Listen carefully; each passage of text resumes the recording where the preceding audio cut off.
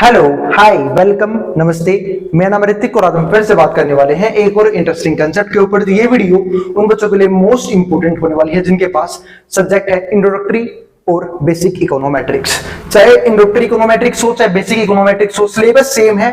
तो सब्जेक्ट में घबराने की जरूरत नहीं है कि बच्चे कमेंट में पूछ भी लेते हैं और व्हाट्सएप मैसेज भी करते हैं कि भैया अगर हमारे पास बेसिक इकोनोमेट्रिक्स है तो क्या ये हमारे काम का है या नहीं है। भाई दोनों के लिए काम का है। इंट्रोडक्टरी इकोनोमेट्रिक्स में चाहे वो जिनके पास बेसिक इकोनोमेट्रिक्स भी है उनके लिए वीडियो काफी इंपॉर्टेंट होने वाली है क्योंकि दोनों का सिलेबस पैटर्न कंटेंट बिल्कुल क्या है, सेम टू सेम है। और इस कंप्लीट सीरीज के नोट्स बन चुके हैं। जिन बच्चों को नोट्स परचेज करने हैं वो इस नंबर पर जाए 9667836336 यहां जाके नोट्स ले सकते हैं। अब आते हैं आज के कंसेप्ट के ऊपर। तो हमने प्रीवियस वीडियो में देखा था कि यूजेस ऑफ डमी वेरिएबल्स, यानी कि डमी वेरिएबल्स हम कैसे कैसे यूज करते हैं।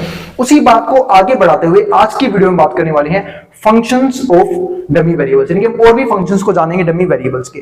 हम सब जानते हैं डमी वेरिएबल का मेन काम क्या है। एक तो कैटेगरीज को डिफाइन करना, यानी कि कैटेगरीज के लिए हम डमी वेरिएबल को सेट करते हैं, है ना। जब हमारे पास एक डाटा के अंदर अलग अलग टाइप की कैटेगरीज होती है तो हम उनके लिए अलग अलग तरह के डमी वेरिएबल्स यूज करते हैं, ठीक है। और उन डमी वेरिएबल्स को और एक काम होता है इसका, वो क्या, स्ट्रक्चरल चेंज शो करना। अगर मान लो किसी डाटा के अंदर उसका बेसिस चेंज हो जाए, पॉलिसी में बदलाव आ जाए, तो भी हम क्या करते हैं, डमी वेरिएबल्स को यूज कर सकते हैं उस चीज के लिए। तो आज हम उन्हीं फंक्शंस के ऊपर बात करेंगे। तो यहाँ पे क्या लिखा हुआ है, other functional forms of dummy variable, यानी कि हम डमी वेरिएबल को और किन किन फंक्शनल फॉर्म में यूज करते हैं। तो फंक्शनल फॉर्म्स हमें समझनी होगी इस वीडियो के अंदर। In addition to the basis use of dummy variables to represent binary categories. तो जो मेन काम था डमी वेरिएबल का, वो काम क्या था कि वो कैटेगरीज को रिप्रेजेंट करता था, बाइनरी कैटेगरीज। बाइनरी यानी कि जहां पे कैटेगरीज की सिर्फ दो वैल्यू होती थी, या तो 0 या फिर 1। और आप लोगों को पता होगा जितनी कैटेगरीज होती हैं उससे हम एक कम डमी वेरिएबल यूज करते हैं। सपोज करो मेरे पास अगर 5 कैटेगरी है एक डाटा के अंदर, तो मैं सिर्फ 4 डमी वेरिएबल यूज करूंगा और किसी एक को क्या मानूंगा, रेफरेंस। और स्ट्रक्चरल चेंजेस और क्या दिखाता है, ये स्ट्रक्चरल चेंजेस को दिखाता है। There are several other functional forms, हमारे पास और भी क्या है, फंक्शनल फॉर्म्स है किस चीज के लिए, डमी वेरिएबल के लिए। एंड टेक्निक्स भी है इन्वॉल्विंग डमी वेरिएबल, जिसमें क्या होता है, डमी वेरिएबल यूज होता है किसी को शो करने के लिए स्टैटिस्टिकल मॉडलिंग, यानी कि जब भी हम कोई भी मॉडल बनाते हैं स्टैट्स के लिए, ठीक है, तो उसमें हम यूज करते हैं अलग अलग तरह के डमी वेरिएबल्स को और अलग अलग टेक्निक यूज करते हैं डमी वेरिएबल को यूज करने के लिए। अब उसमें से कुछ टाइप्स हैं वो समझते हैं, जिसमें पहला टाइप क्या है, इंटरेक्शन इफेक्ट। तो पहला हमारा टाइप है इंटरेक्शन इफेक्ट। इंटरेक्शन इफेक्ट का मतलब क्या है कि जो भी डमी वेरिएबल्स यूज किए हुए हैं अलग अलग कैटेगरीज को शो करने के लिए, वो आपस में कैसे इंटरेक्ट करते हैं, यानी कि आपस में कैसे एक दूसरे से रिलेटेड होते हैं और कैसे दूसरे पर रिलाई करते हैं, ठीक है। तो यहाँ पे अगर हम समझे, यहाँ पे क्या लिखा हुआ है, dummy variable can be used to model interaction effect. तो इसको हम यूज करते हैं मॉडल के इंटरेक्शन इफेक्ट को शो करने के लिए बिटवीन डिफरेंट कैटेगरीज। किन के लिए, डिफरेंट कैटेगरीज के लिए। क्यों, क्योंकि हम डिफरेंट कैटेगरीज में डिफरेंट डमी वेरिएबल यूज करेंगे और डिफरेंट डमी वेरिएबल कैसे आपस में दूसरे से रिलेट करते हैं वो हम देखते हैं किसके अंदर, इंटरेक्शन इफेक्ट के अंदर। तो different category variables, for example समझते हैं इसका। 2 कैटेगरी वेरिएबल, मानो 2 कैटेगरी वेरिएबल्स यानी कि 2 कैटेगरीज हैं, एक में हमने वेरिएबल लिया ए को, एक में हमने वेरिएबल लिया बी को। क्रिएट डमी वेरिएबल्स, हम उसके लिए क्या मान लेंगे, डमी वेरिएबल मान लेंगे, ठीक है, फॉर ईच कैटेगरी, दोनों कैटेगरी के लिए। एंड एन इंटरेक्शन टर्म, को क्या मानेंगे, इंटरेक्शन टर्म। ध्यान रखना हमेशा जो इंटरेक्शन टर्म निकलता है ना, वो निकलता है दोनों डमी वेरिएबल्स को मल्टीप्लाई करके, ठीक है। यानी कि जिन जिन वेरिएबल्स के बीच में, जिन जिन कैटेगरीज के बीच में आपको इंटरेक्शन चेक करना है, तो इंटरेक्शन टर्म निकलता है, उन दोनों कैटेगरीज के डमी वेरिएबल्स को आपस में मल्टीप्लाई कर लो। तो बाय मल्टीप्लाइंग 2 डमी वेरिएबल्स, जैसे यहां पे देखो, सबको पता ही है वाई आई, इसको हम बोलते हैं डिपेंडेंट वेरिएबल, क्योंकि कहीं ना कहीं इसकी वैल्यूज डिपेंड करती है अलग अलग इंडिपेंडेंट वेरिएबल्स के साथ। ये हमारा बीटा नॉट है, ये क्या होता है, हमारा इंटरसेप्ट टर्म बीटा 1। तो ये हमारा है पहला independent variable, independent coefficient beta 1, इसको हम स्लोप भी बोलते हैं कई बार। मल्टीप्लाई में डमी डैश ए, प्लस में क्या है, बीटा 2, मल्टीप्लाई में डमी, फिर मतलब ये है हमारा ए का डमी वेरिएबल, ये है बी का डमी वेरिएबल, प्लस में बीटा 3, ये क्या है हमारा डमी ए मल्टीप्लाई में डमी बी। और ये हमारा क्या है, एरर टर्म, कि अगर मॉडल में मिस्टेक हुई तो वो एरर टर्म से क्या हो जाएगा, हमारा डिफाइन हो जाएगा। फिर देखो यहाँ पे जो इंटरेक्शन टर्म है वो क्या यूज हुआ है पे, बीटा 3। अब बात है भाई बीटा 3 ही क्यों है इंटरेक्शन टर्म की, मैंने क्या समझाया, इंटरेक्शन टर्म हमारा वो कोफिशिएंट होता है जहां पे हम दोनों डमी वेरिएबल्स की, डमी ए की डमी बी से क्या करते हैं, मल्टीप्लाई करते हैं, तो वो हमारा क्या बनता है, interaction term. Captures the joint effect of categories, और ये क्या दिखाता है, कैप्चर करता है जॉइंट इफेक्ट ऑफ कैटेगरीज, किस कैटेगरी को, ए की कैटेगरी को और बी की कैटेगरी को, इसके जॉइंट इफेक्ट को शो करता है। अब आता है हमारा दूसरा क्या होता है, पीस वाइज लीनियर रिग्रेशन। अभी पीस वाइज लीनियर रिग्रेशन का मतलब क्या है कि जहां पे हम पीस वाइज लीनियर रिलेशनशिप को समझने की कोशिश करते हैं किसी भी मॉडल के अंदर, वो भी किसकी हेल्प से, डमी वेरिएबल्स का यूज करते हुए। तो it can be used to model piecewise linear relationship, यानी कि हम इसको यूज करते हैं किसी मॉडल के अंदर क्या दिखाने के लिए, पीस वाइज लीनियर रिलेशनशिप्स। ठीक है भाई, लीनियर रिलेशनशिप का मतलब सिर्फ इतना सा होता है कि वो लाइन की फॉर्म में बनेगी। This is helpful when you expect different slopes और इंटरसेप्ट। और ये हमारा कब हेल्पफुल रहता है, जब हमें क्या दिखाना हो, एक्सपेक्ट करना हो डिफरेंट स्लोप्स को और intercept for different ranges of your independent variable, यानी कि जब हम अलग अलग इंडिपेंडेंट वेरिएबल के लिए अलग अलग इंटरसेप्ट ढूंढने की कोशिश करें, अलग अलग स्लोप्स ढूंढने की कोशिश करें, तब हम इसको मोस्टली यूज करते हैं, किसको, पीस वाइज लीनियर रिलेशनशिप को। अब यहाँ पर देखो, हमने यहाँ पे क्या बनाई हुई है, इक्वेशन बनाई हुई है। इक्वेशन जरूर याद रखना, इक्वेशन क्या है, वाई आई, ये हमारा हो गया डिपेंडेंट वेरिएबल, ठीक है, ये हमारा है बीटा नॉट इंटरसेप्टम, बीटा वन ये हमारा है स्लोप बोल सकते हो, और एक कोफिशिएंट है फर्स्ट इंडिपेंडेंट वेरिएबल का b1 x1 प्लस में b2 डमी, और ये क्या लगा हुआ है, डमी हमारा किसका, इंडिकेटर का, प्लस में बीटा 3 x1 मल्टीप्लाई में डमी इंडिकेटर, और प्लस में हमारा क्या है वहां पे लास्ट में एरर टर्म। तो मान ये इंडिकेटर वर्ड क्यों यूज किया हुआ है, क्योंकि आपको पता होना चाहिए कि डमी वेरिएबल एक तरह से इंडिकेट ही करता है अलग अलग कैटेगरीज को, यानी कि हम इसको इंडिकेटर वेरिएबल के नाम से भी जानते हैं। अब आता है हमारा आगे, तो here dummy indicator takes the value 1, तो हमारा जो डमी इंडिकेटर है उसकी वैल्यू क्या होती है, यहाँ पे 1 होती है, क्योंकि हम सब जानते हैं डमी वेरिएबल एक क्या है, बाइनरी कैटेगरी के लिए यूज किया जाता है, और जब भी बाइनरी है तो ये हमारा क्या होगा, इसकी वैल्यू या तो 0 होगी या फिर क्या होगी, 1 होगी। तो dummy indicator takes the value 1 for observation within a specific range, जब क्या है हमारे पास कोई स्पेसिफिक रेंज हो वैल्यू की, एंड अदरवाइज क्या हो जाएगी हमारी 0, अदरवाइज क्या हो जाएगी हमारी, यहाँ पे लिखी हुई है क्या, ठीक है, स्पेसिफिक रेंज एंड 0, अच्छा 0 लिखा हुआ है, ये एक मिनट रुक जाओ, अदरवाइज यहाँ पे 0 लिख लेना, अदरवाइज 0।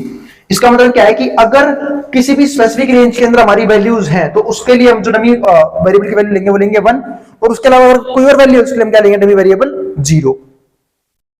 अब आगे देखो, फिर हमारे पास क्या आता है, तीसरा point, polynomial regression. Polynomial regression का मतलब क्या है वो समझते हैं। तो it can be used to model polynomial relationship, ये दिखाता है हमारा क्या, मॉडल की पॉलिनोमियल रिलेशनशिप को। पॉलिनोमियल का मतलब क्या होता है, एक पॉलिनोमियल आप लोगों को याद होगा कि 9th 10th में चैप्टर था ये, इसकी इक्वेशन होती है। पॉलिनोमियल का मतलब क्या होता है, पॉलिनोमियल दो वर्ड से मिलकर बना हुआ है, पॉली प्लस में नोमियल। पॉली का मतलब होता है मैनी, नोमियल का मतलब होता है टर्म्स। जब बहुत सारी टर्म्स हो किसी भी इक्वेशन तो उसको हम क्या बोलते हैं, पॉलिनोमियल बोलते हैं, ठीक है। फॉर एग्जांपल मैं अगर आपको एग्जांपल दूं तो जैसे कि ax प्लस b, ये स्टैंडर्ड फॉर्म होती थी लीनियर इक्वेशन की। अगर मैं बात करूं ax स्क्वायर प्लस में bx प्लस में c, ये होती थी क्वाड्रेटिक इक्वेशन। अगर मैं एक और एग्जांपल दूं ax क्यूब प्लस में bx स्क्वायर प्लस में cx प्लस में d, ये होती है हमारी क्यूबिक इक्वेशन। तो ये हमारे क्या थे, कुछ इक्वेशंस जो हम यूज करते थे लीनियर इक्वेशन के तौर पे। तो हम यहाँ पे क्या बात करने वाले हैं, पॉलिनोमियल रिग्रेशन, यानी कि ऐसी रिग्रेशन इक्वेशन जो पॉलिनोमियल की फॉर्म में मिलती हो। तो it can be used to model polynomial relationship, और ये कब काम आता है, जब हमें पॉलिनोमियल रिलेशनशिप दिखानी हो। ऊपर थी लीनियर रिलेशनशिप, यहाँ पे क्या है, polynomial relationship. For instance use dummy variables, तो हम इसके लिए क्या करते हैं, डमी वेरिएबल यूज करते हैं to represent different polynomial degrees. तो ध्यान रखना, पॉलिनोमियल रिग्रेशन में डमी वेरिएबल का काम होता है पॉलिनोमियल की डिग्रीज को रिप्रेजेंट करना। किसको रिप्रेजेंट करना, पॉलिनोमियल की डिग्रीज को। अब आए कैसे, यहाँ पे देखो वाई आई, ये फिर से क्या है हमारा डिपेंडेंट वेरिएबल, बीटा नॉट इंटरसेप्टम beta 1 x multi beta 2 x, देख रहे हो पावर बढ़ रही है, अब पावर बढ़ रही है, इसको बोलते हैं डिग्री। डिग्री का मतलब क्या होता है यहाँ पे, कि जो वेरिएबल उसकी पावर क्या है, और डिग्री का एक स्पेसिफिक वो होता है, डिग्री का मतलब होता है कि मैक्सिमम पावर क्या है पॉलिनोमियल की। प्लस में बीटा 3 इंटू में dummy indicator, beta 4 x multiply में डमी इंडिकेटर, और बीटा 3 क्या है, x स्क्वायर मल्टीप्लाई में डमी इंडिकेटर, और ये हमारा क्या है, एरर टर्म। तो ये हमारी इक्वेशन है इस चीज की।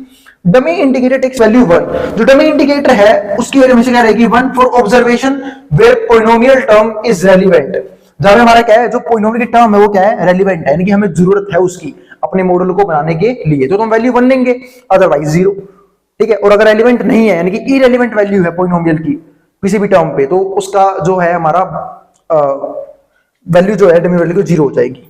फिर हमारे पास क्या आता है लास्ट पॉइंट जो हमारा है 4 है seasonal dummy variables. Seasonal dummy variable का मतलब क्या है, कि जब हम अलग अलग सीजन्स को as a dummy variables use करते हैं तो उसको हम क्या बोलते हैं, सीजनल डमी वेरिएबल। जैसे यहाँ पे क्या लिखा हुआ है, इन टाइम सीरीज एनालिसिस, जब भी हम टाइम सीरीज की एनालिसिस करते हैं, कि जब भी हम, आप लोगों को बताया था ना टाइम सीरीज क्या होता है, जब भी हम टाइम के रिस्पेक्ट में कोई भी ग्राफ ड्रॉ करते हैं उसको हम टाइम सीरीज एनालिसिस बोलते हैं। शॉर्ट फॉर्म में समझ लो, सभी से इतना ही काम का है आपके। तो dummy variables are used to model seasonal effect. तो ये क्या दिखाता है, मॉडल सीजनल इफेक्ट को दिखाता है डमी वेरिएबल। यहाँ पे each dummy variable represent a different season. हर एक डमी वेरिएबल क्या दिखाएगा, रिप्रेजेंट करेगा डिफरेंट सीजन्स को। जैसे किसी ने मान लो स्प्रिंग दिखा दिया, किसी ने विंटर दिखा दिया, किसी ने समर दिखा दिया, तो हम अलग अलग डमी वेरिएबल यूज करते हैं अलग अलग तरह के सीजन्स को शो करने के लिए। जैसे यहाँ पे देखो, ये वाई फिर से क्या है हमारा डिपेंडेंट वेरिएबल, बीटा नोट हमारा इंटरसेप्टम, बीटा 1 ये हमारा एक्स का कोफिशिएंट मल्टीप्लाई में, अच्छा बीटा 1 मल्टीप्लाई में एक्स है ये, बीटा 2 मल्टीप्लाई में डमी विंटर। देखो एक को हमने दिखाया विंटर से, उसका कोफिशिएंट हमने क्या लिया बीटा 2, बीटा 3 में क्या लिखा है डमी स्प्रिंग सीजन ले लिया, बीटा 4 में ले लिया dummy summer, beta 5 dummy fall, और ये हमारा यही क्या है एरर टर्म। तो यहाँ पे हमने अलग अलग तरह के डमी वेरिएबल्स यूज किए अलग अलग तरह के सीजन्स को दिखाने के लिए। फिर क्या आता है हमारा coefficient associated with seasonal dummy variable capture the average change in dependent variable for during each season. इसका मतलब क्या है कि जो भी कोफिशिएंट होगा ना, जैसे सपोज करो मैं बात करूं डमी विंटर का कोफिशिएंट क्या होगा, तो बीटा 2, डमी स्प्रिंग का कोफिशिएंट बीटा 3, डमी समर का कोफिशिएंट बीटा 4, डमी फॉल का कोफिशिएंट बीटा 5। तो ये जो है ना, ये दिखाता है कि उसके हिसाब से क्या कितना एवरेज चेंज कितना आ रहा है सीजन में। तो यहाँ पे वही बात लिखी हुई है, coefficient associated with seasonal dummy variables. तो जो भी डमी वेरिएबल्स के साथ जो हम कोफिशिएंट यूज कर रहे हैं, ठीक है, उसका काम क्या है, capture the average change in dependent variable. और ये क्या दिखता है कि डिपेंडेंट वेरिएबल में कितना चेंज आ रहा है। ठीक है, तो ये हमारा डिपेंडेंट वेरिएबल, यानी कि जैसे जैसे सीजन की वैल्यूज में, यानी कि डमी वेरिएबल्स में चेंज आएगा, वैसे वैसे इंडिपेंडेंट वैल्यूज भी क्या हो जाएगी, अपने आप ही चेंज हो जाएगी। वही बात यहाँ पे दिखाई गई है। ठीक है, ड्यूरिंग ईच सीजन। इसके बाद एक नोट है, इसको पढ़ने के बाद हम इस वीडियो खत्म करते हैं, इस टॉपिक को खत्म करते हैं। मेरे ख्याल से इसके बाद एक वीडियो और बनाऊंगा इस लेसन के ऊपर, और उसका हमारा क्या हो जाएगा, ये वाला लेसन कंप्लीट हो जाएगा। यहाँ पे क्या लिखा हुआ है, dummy variables can be used in various functional forms. हमने सबने ऊपर देखा 4 तरह के टाइप देखे हमने फंक्शनल फॉर्म्स में, यानी कि डमी वेरिएबल को हम एज अ इंटरेक्शन इफेक्ट भी दिखाते हैं, हम as a piecewise linear relation भी दिखाते हैं, एज अ पॉलिनोमियल रिलेशन भी दिखाते हैं, as a seasonal dummy variable भी दिखाते हैं। यानी कि 4 टाइप थे जहां पे हमने ये देखा कि हम कैसे कैसे डमी वेरिएबल्स को फंक्शंस में अप्लाई करते हैं, फंक्शंस के तौर पे, मतलब उनका फंक्शनल यूज क्या है। तो dummy variables can be used in various functional forms, बहुत सारे फंक्शनल फॉर्म में यूज किया जाता है टू कैप्चर डिफरेंट पैटर्न, ताकि हम क्या समझ सके, डिफरेंट पैटर्न समझ सके, डिफरेंट रिलेशनशिप समझ सके अलग अलग इंडिपेंडेंट वेरिएबल के बीच में या फिर इंडिपेंडेंट डमी वेरिएबल्स के बीच में, एंड रिलेशनशिप्स इन डाटा। और हम क्या समझते हैं यहां से, relationship in data, specific characteristics, और अलग अलग कैरेक्टरिस्टिक्स भी दिखाता है ये of your data, and how dummy variables can represent those patterns in regression models. और कैसे हमारा डमी वेरिएबल शो कर सकता है अलग अलग पैटर्न्स को रिग्रेशन मॉडल के अंदर। यानी कि हर एक डमी वेरिएबल का अपना अपना यूज है, अपना अपना काम है, अपना अपना रिलेशनशिप शो करने का काम है, और हर एक की अपनी अपनी क्या इंपॉर्टेंस है। यूं नहीं हो सकता में कि इस डमी वेरिएबल की इंपॉर्टेंस नहीं है, इसकी इंपॉर्टेंस है। हाँ, ये हो सकता है, कई बार क्या होता है, हमारा डमी वेरिएबल क्या हो जाता है, इरेलीवेंट हो जाता है, इतना इंपॉर्टेंट नहीं रहता हमारे मॉडल के हिसाब से। तो ये था हमारा आज का टॉपिक, जहां पे हमने समझा फंक्शनल यूजेस या फिर functional forms of dummy variables. Next video में बात करेंगे इसके अगले टॉपिक के ऊपर। और ये वीडियो हमारा कंप्लीट हो चुका है, जिसको जो उतारना उतार सकता है मैटर बोर्ड के सामने से। और अगर भाई वीडियो पसंद आई हो तो वीडियो को लाइक के बिना मत जाना, और चैनल को सब्सक्राइब भी कर देना ऐसी वीडियोस के लिए। मिलते हैं फिर नेक्स्ट वीडियो में, जहां पे हम बात करेंगे इसके एक और इंपॉर्टेंट कंसेप्ट के ऊपर, और खत्म कर देंगे इस कंप्लीट लेसन को। अब जिसको जो उतारना उतार सकता है मैटर बोर्ड के सामने से।